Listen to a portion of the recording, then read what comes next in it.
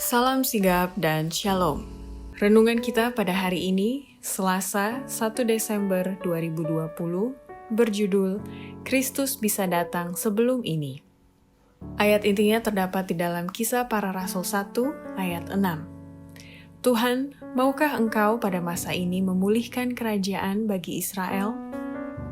Pena Inspirasi menjelaskan alasan dan maksud judul renungan kita pagi ini, Kristus bisa datang sebelum ini dalam permulaan kekal, antara lain, pertama, Kristus bisa datang lebih awal sebelum ini dikarenakan pengajaran Injil yang kekal dilakukan oleh hamba-hamba Kristus dengan pengendalian malaikat-malaikat kudus. Pekabaran ini dinyatakan menjadi bagian dari Injil yang kekal. Pekerjaan untuk menyiarkan Injil tidak pernah diserahkan kepada malaikat-malaikat, tetapi telah dipercayakan kepada manusia. Malaikat-malaikat kudus ditugaskan untuk mengendalikan pekerjaan ini. Mereka bertanggung jawab atas pergerakan besar keselamatan umat manusia. Tetapi pengajaran Injil yang sebenarnya di dunia ini dilakukan oleh hamba-hamba Kristus. Kedua, Kristus bisa datang lebih awal sebelum ini dikarenakan Tuhan memakai orang-orang yang setia mencari pengetahuan akan Allah untuk membawa pekabaran Injil yang kekal dengan menyatakan perkara-perkara besar tentang kerajaannya. Orang-orang yang setia, yang menuruti bisikan-bisikan dan dorongan roh Allah dan pengajaran firman-Nya, mengumumkan amaran ini kepada dunia ini. Mereka adalah yang telah memberikan perhatian kepada firman yang telah disampaikan oleh para nabi. Mereka telah mencari pengetahuan akan Allah lebih dari semua harta yang tersembunyi, karena keuntungan melebihi keuntungan perak dan hasilnya melebihi emas. Dan Tuhan menyatakan kepada mereka perkara-perkara besar kerajaan itu. Tuhan bergaul karib dengan orang-orang yang takut akan Dia, dan perjanjiannya diberitahukannya kepada mereka. Ketiga, Kristus bisa datang lebih awal sebelum ini, dikarenakan Tuhan tidak bergantung pada ahli-ahli teologi terpelajar saja yang mengerti akan kebenaran ini untuk menyiarkan kedatangannya kedua kali, tetapi pekabaran ini akan diberitakan oleh orang-orang yang lebih sederhana.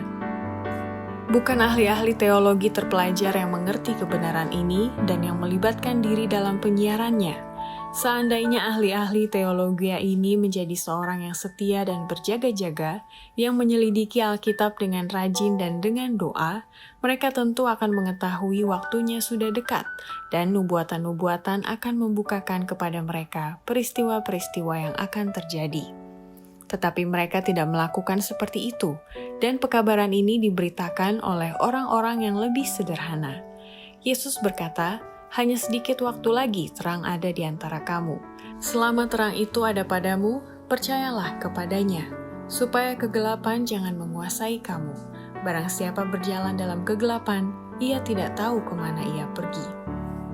Keempat, Kristus bisa datang lebih awal sebelum ini, dikarenakan pekabaran kedatangan kedua kali tidak diserahkan bergantung kepada pemimpin-pemimpin agama saja.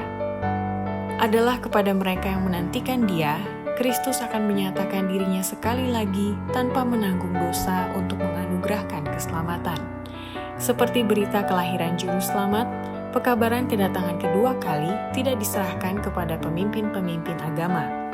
Mereka telah gagal untuk memelihara hubungan mereka dengan Allah dan telah menolak terang dari surga. Oleh sebab itu, mereka tidak tergolong kepada apa yang diterangkan oleh Rasul Paulus.